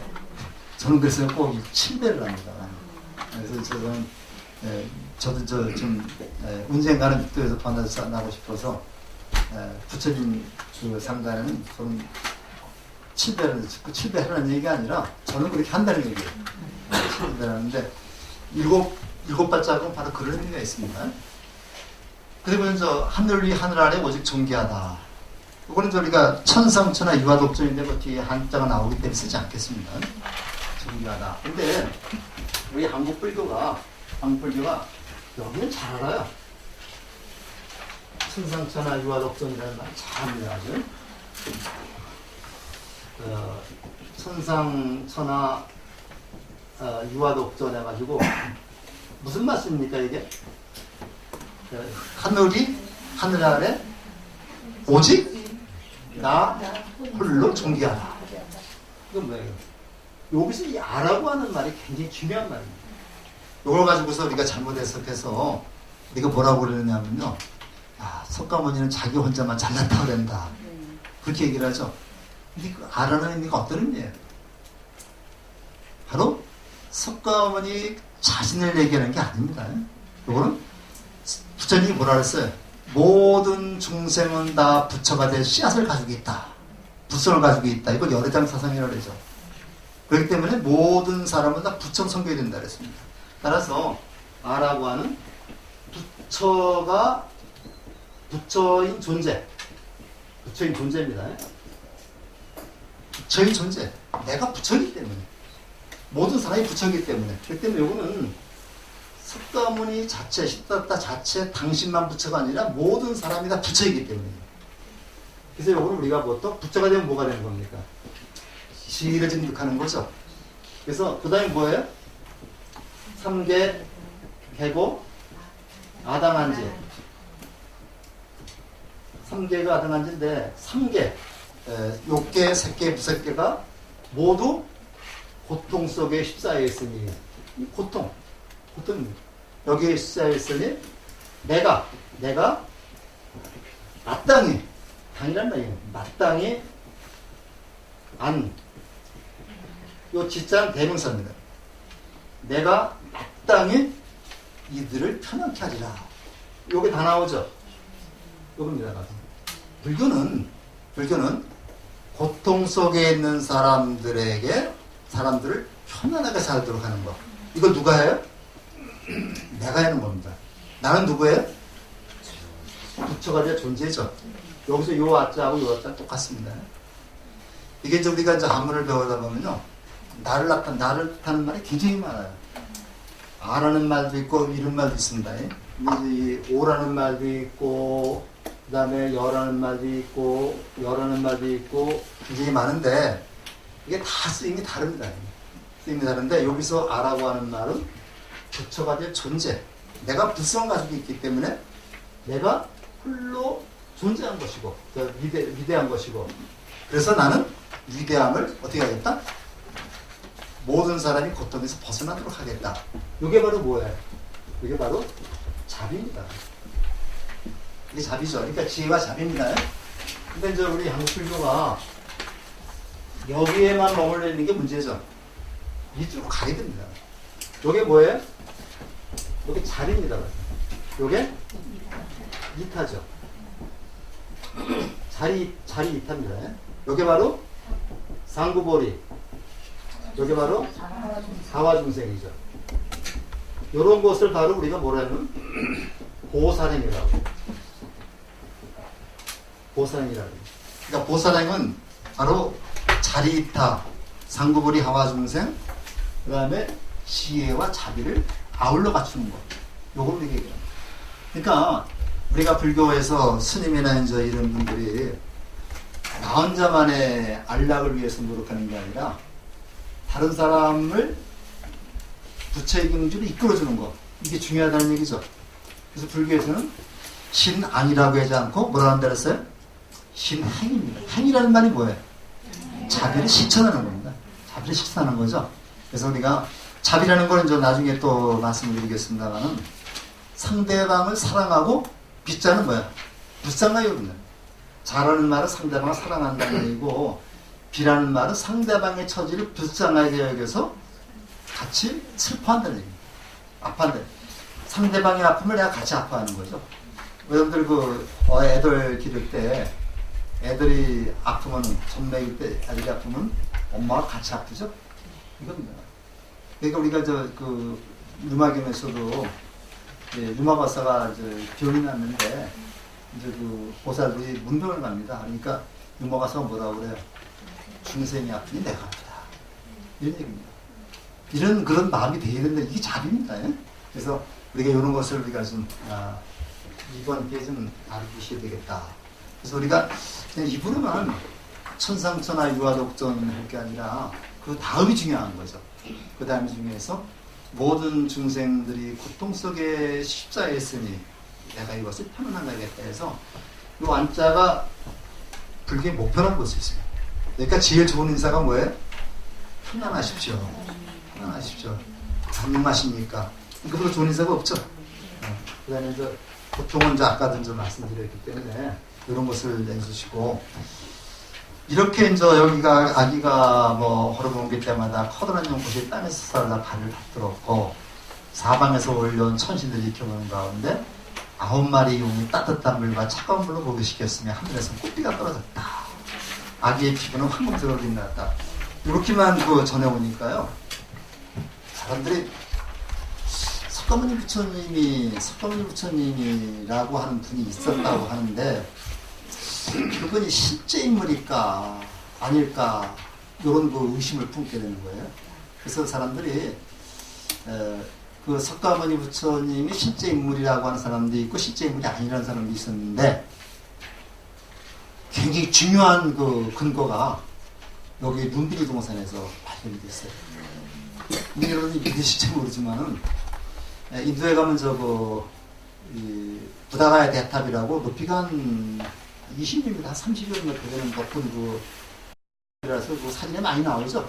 뾰족한 나오고 그러는데, 그 다음에 초전법륜제에 가면 다메크 대탑이라고 엄청 큰 나오는데, 인도 불교 불자들이 이슬람교가 이렇게 무슬림들이 쳐들어오니까요.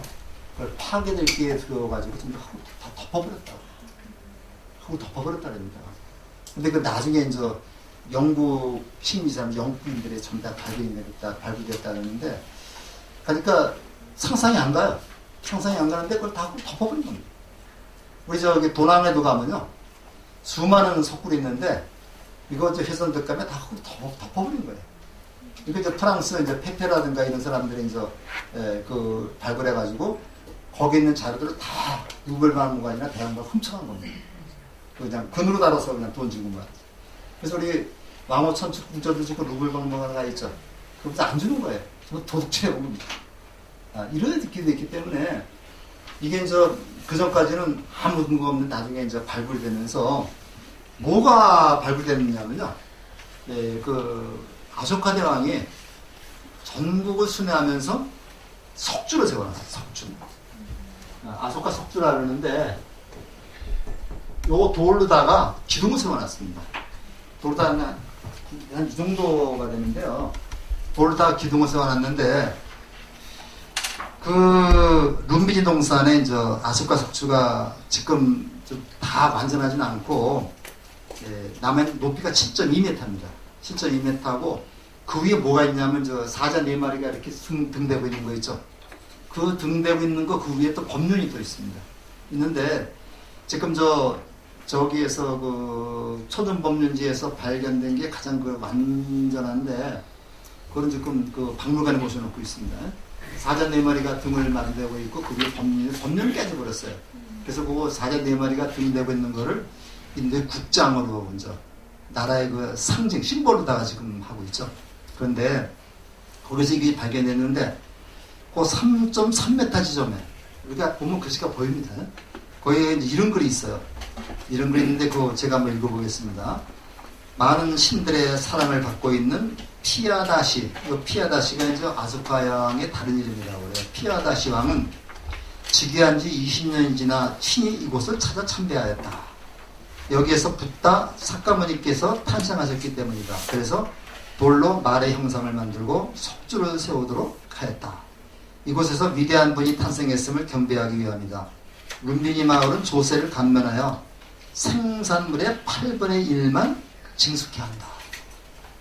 그 세금을 깎아준 겁니다. 다른 지역에서는 생산물의 6분의 1을 징수했는데 여기는 석가모니 탄생지이기 때문에 8분의 1만 징수한다. 요 글씨가 있어요. 그래서 우리가 밑에서 보면 글씨가 보입니다. 이제 읽을 줄 모르지만 보이는데 그 글씨를 보고서 석가모니 부처님이 실존 인물이라는 것을 알게 됐어요. 그전까지 그게 좀 더 뭐로 덮여 있었다고요? 한국으로 덮여 있었다고요. 그러니까 그 무슬림 치하에서 불교 유적지를 보존하기 위한 불자들의 그 노력이 피눈물 난 노력이었던 거죠. 날란다 대학이라고 이제 그 어마어마한 대학이 있었는데 거기서 하루 다 덮어버린 겁니다. 어떻게 덮었는지 모르겠어요. 그래서 이것이 이제 최근에 영국 식민지로 살면서 이것이 유럽 사람들에서 발굴이 됩니다. 그래서 그 눈비지 동산에서 석가모니 부처님이 탄생했다는 기록이 있기 때문에 석가모니 부처님을 실존 인물로 그 다음부터 믿게 됩니다. 그러고 나서 뭐가 나왔어요? 사리탑 그런 게 다 나왔던 거죠. 그래서 이제 보시고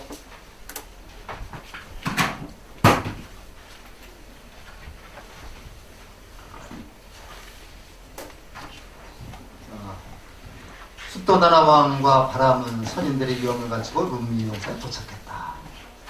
왕자의 이름을 시다타라 하리라. 나의 아들이 세상의 주인이 되게 하리라. 이 주인이라고 하는 그 말인데요. 사실 이 주인이라는 말이 불교에서 굉장히 많이 쓰고 있습니다. 그리고 초바신 자경문에 자경문을 보면요. 야운 스님이 쓴 글인데 자경문을 보면은 맨 첫 마디가 주인공아 그러는 야운 스님이 자기 자신을 경계하기 위해 쓴 글인데 거기다가 자기 자신을 주인공이 되는 겁니다. 우리가 그 로마 쪽에 이제 그 얘기를 아우렐리우스 황제라고 있죠? 철학자 황제인데 아우렐리우스 황제 얘기 들어보면 우리는 그 인간은 세계라고 하는 무대에서 각자 연기를 하는 배우라고 해요. 배우인데 그러니까 아우렐리우스 황제가 물어요. 너는 과연 주연 배우가 되겠느냐 아니면 엑스트라가 되겠느냐 묻습니다. 이만큼 누가 되어야 되겠어요? 주인공이 되어야 되겠죠. 그래서 항상 불교에서는 주인공이 되라고. 주인공이 되고 지구가 둥글죠. 둥글기 때문에 내가 서 있는 이 지역이 가장 높은 지역입니다. 세계 중심이 되는 거죠. 주인공은 어떻게 사는 사람이 주인공이에요? 남의 눈치를 주체적으로 사는 사람. 주체적으로 깨끗하게 청정하게 사는 사람이 주인공입니다. 그래서 우리는 이런 그 주의 되게 하라고 이렇게 말씀을 하고 왕자가 태어난 지 7일 만에 어머니 왕자가 세상을 떠오르고 도리천으로 올라갔다.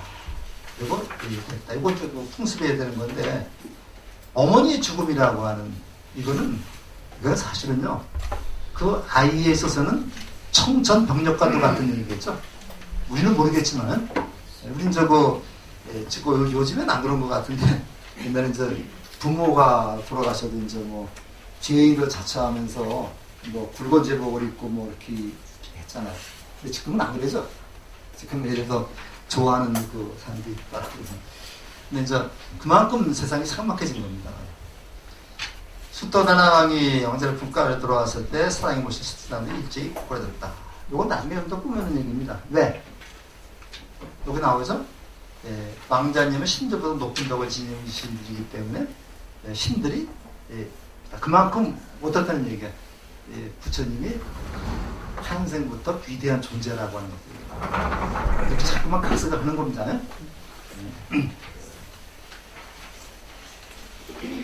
마명이라는 사람이요.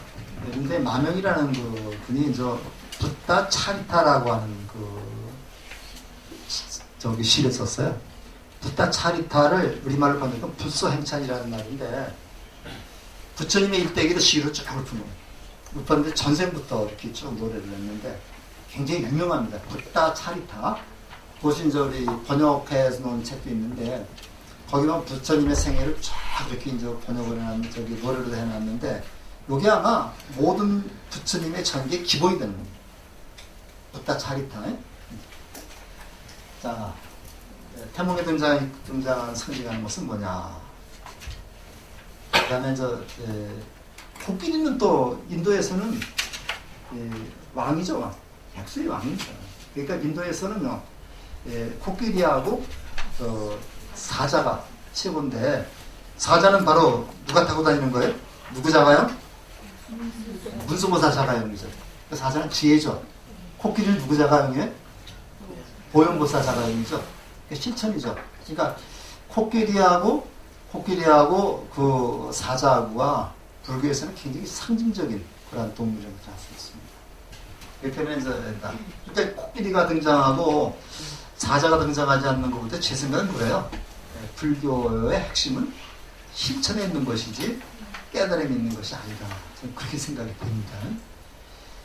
부처님이 이제 첫 파일이 음력 4월 첫 파일인데 그 4월 첫 파일을 부처님 탄생일로 하는 나라는 중국이나 우리나라, 일본, 북방불교에서만 그렇습니다. 남방불교에서는 다르죠. 남방에서는 뭐 4월 15일에 하는 데도 있고 그래요. 그러니까 요거는 우리 후보자 신문에도 많이 나오는 내용인데 세계의 모든 나라들이 다 4월 첫 파일을 부처님 탄생일로 여기는 건 아닙니다. 다만 정확한 날짜는 아닙니다. 이건 이제 크리스마스도 마찬가지죠. 정확한 날짜는 아닙니다. 관욕식의 의식이 우리가 첫 발되면 관욕을 하죠. 관욕을 하는데 이 관욕의 유래가 9마리용이 부처님을 목욕시켰다는 것이 나오는 겁니다. 히타르타는 모든 것을 이룬다는 그런 뜻이 되겠고요. 그 다음에 이제 요게 이제 그 구룡지입니다. 요 구룡지고 여기에 있는 나무가 이것이 이제 나중에 지금 보리수입니다. 보리수고 이제 요것이 이제 보통 문빙이 동산 나올 때는 많이 사진으로 등장하는 그런 거죠. 탄생 개성이 천상천하 유화독전 삼계계고 아당한지 요건데 요거 앞에 거만 읽지 마시고요. 요 두 개를 같이 읽어드리겠습니다. 이거 보살행을 합니다. 7걸음을 걷는 건 육도연애를 벗어난다는 상징적인 의미가 있고요. 그 다음에 불성을 지닌 모든 생명의 존엄성. 그래서 요거 알아가는 게 이제 그 모든 생명의 존엄성을 천명하는 거다. 그 전까지는 어땠어요? 그 전까지는 그 바람하기 위해서는 인간은 신의 지시에 따라서 사는 하나의 노예일 뿐이었었죠. 노예일 뿐이었는데 비로소 인간의 존재를 갖다 드러내 보이는 그런 선생이기 때문에 이걸 휴머니즘이라고 그래요. 휴머니즘에서 인본주의 또는 인간주의라고 말하는데 서양에서는 휴머니즘이라는 게 14세기 르네상스 이후에 등장했습니다. 그 전에는 우리가 중세라고 해가지고 신에게 이식된 사이였었죠. 그래서 중세를 서양에서는 암흑시다라고 얘기합니다. 그때 비로소 인간의 인간의 존재의 의미를 드러내보이는 게 휴머니즘이고 서양에서는 이걸 대단한 걸로 보는데 우리가 인도에서는 불교에서는 벌써 기원전 600년 전에 벌써 부처님이 이렇게 인간주의를 선언하셨다. 이렇게 기억을 해봐야 되겠습니다. 부처님은 그 보살의 독보적인 이게 보살행이라고 했죠. 보살행에서 독보적인 존재를 우리 볼 수가 있다. 독보적이라는 말이 조금 어폐가 있는 말인데 그래서 이제 유화독전이라는 말을 했던 얘기. 보살행을 아주 극진 실천하는 그런 뜻이었다. 바로 중생어제 원력, 중생어제 원력이 자비심입니다. 자비심이 되는 거고요. 그 다음에 이제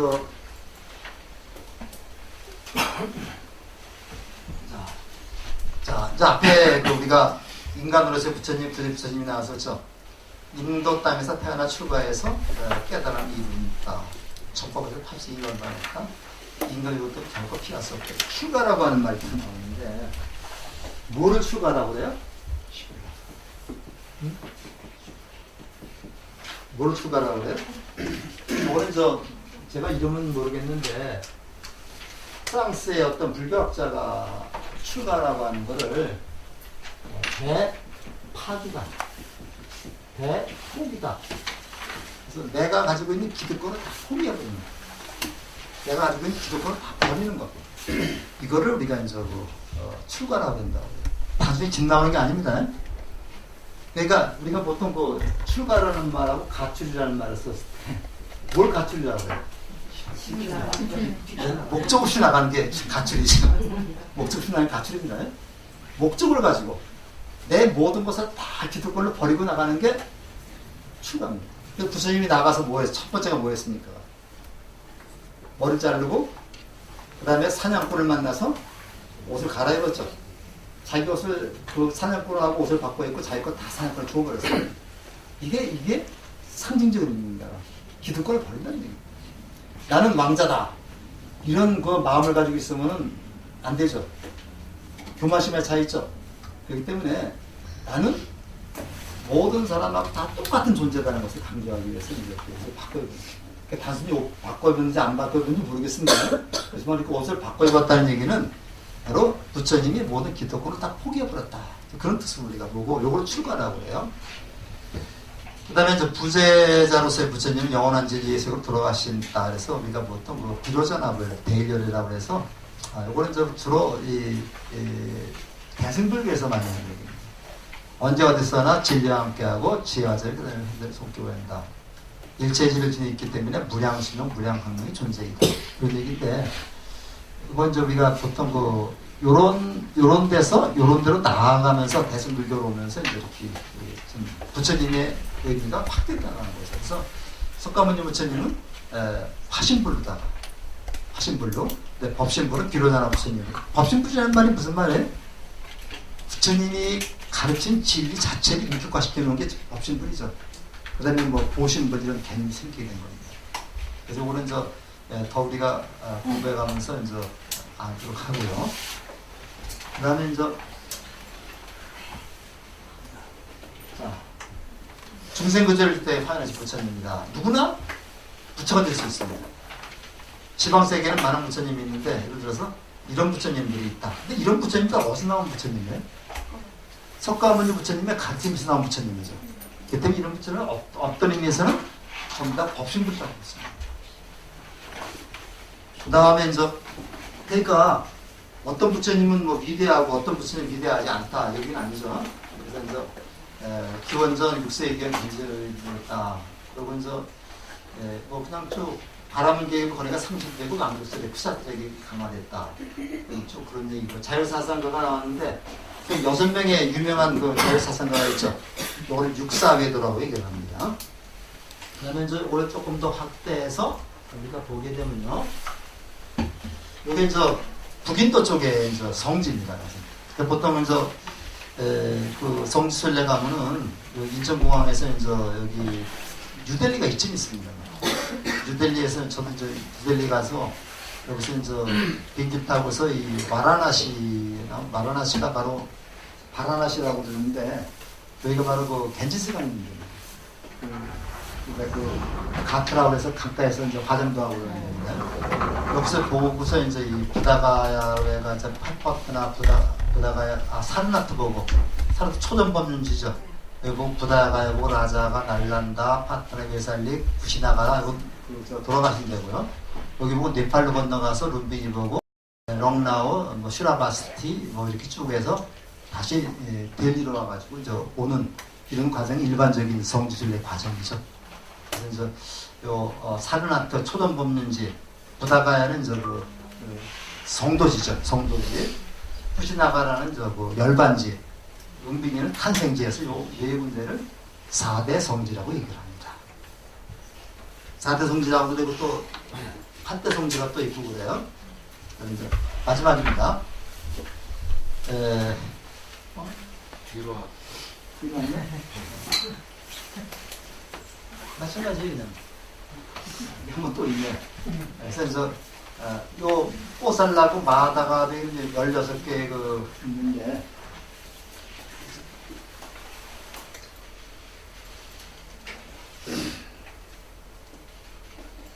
두 개가 있네요. 그래서 우리가 이런 지역을 한번 잘 좀 보시고서 이제 우리가 아완띠라고 그래서 여기가 이제 좀 멀리 떨어졌는데 굉장히 먼 거리입니다. 먼 거리인데 여기는 이제 우리가 그 부르나 존재인가요? 부르나 존재가 목숨 걸고 여기 포기했던 데죠. 그래서 여기 저기가 뉴델리에서 여기 와라나시까지 오는데 비행기가 1시간, 2시간 가까이 걸려요. 그러니까 굉장히 먼 데입니다, 여기.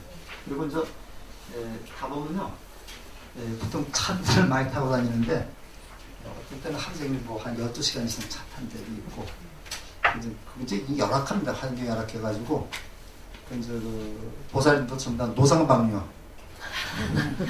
노상방뇨 처음 하기가 힘들죠.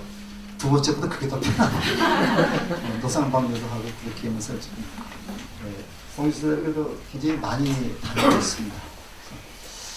오늘 그 다음에 여기 유인물은요, 이건 석가모니 탄생에 관한 얘기인데 이건 한번 읽어보세요. 그냥 읽어보시면서 석가모니 부처님의 탄생이라고 하는 의미가 우리가 어떤 의미입니다.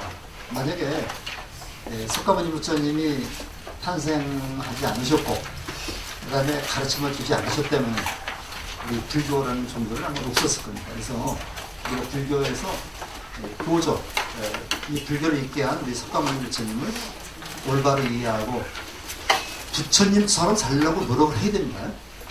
우리나라 스님들 중에서 제가 보기에는 석가모니 부처님처럼 살려고 가장 노력했던 분이 저는 법정 스님입니다. 법정 스님은 평생을 석가모니 부처님처럼 살려고 했죠. 기상사라고 하는 그 요정이었습니다. 이걸 갖다가 이제 조서 때 지승의 적에 조건을 달았어요. 그래서 이제 조건을 보살 이름이 기상하는 보살인데 조건을 달으니까 법정 스님 안 받겠다. 그래서 그러니까 나중에 조건 하나도 없이 몇 번 찾아가서 준다니까 그때 마지막에 받았어요. 그래서 평생을 거기 기상사 해주로 계시면서 해주반이 없었다는 거예요. 강원도 산골에 있었죠. 그러면서 아침에 이제 와서 법문을 하시고는 거기서 하루도 안 주무시고 다시 가셨고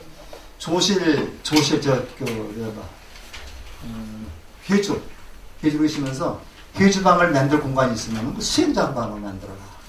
그렇게 하시면서 꼭 하루 주무셨죠. 돌아가시면서 하루 주무셨습니다. 그래서 제가 보기에는 석가모니 부처님인데 같이 살려고 노력했던 분이 역시 법정 스님이 아니었는가 그렇게 생각이 되시고 나중에 기회 있으시면요 성광사에서 1시간 정도만 가면 불이람이 있습니다. 그 불이람이 있으면 그 후방나무가 있고요. 지상 법정 스님이 앉으셨던 그 의자, 투박한 의자가 있고 그 앞에 나와서 케이크 있어요. 예, 몇 번 나와요. 거기 앞에 저기가 후방나 사리를 꼭 뿌린 데가 나오고 제 친구 중에 아시는 분은 정채봉이라는 친구 있어요. 봐요? 저하고 대학 동기입니다. 정채봉이라는 친구가 있었는데 죽었어요. 일찍 죽었는데 그 사람이 카드를 신답니다. 그래서 한번 거기 가서 법정 스님하고 한번 대담한 게 방송에 나와가지고 그때부터 유명해졌죠. 근데 이제 그 친구가 무슨 암인가 해가지고 일찍 죽었습니다. 그래서 이제 지금 보고 싶어도 못 보는데 그래서 정채봉이도 이제 바로 동대 국무과 나왔습니다. 그래서 이제 같이 공부도 하고 했는데 그런 친구들이 많이 있어요. 그래서 오늘은 5분이 더 지났는데 요거로 마치고 내일은 아마 우리 최동남 교수님이 아주 굉장히 좋은 강의 있으실 거예요. 오늘 마치겠습니다. 지금까지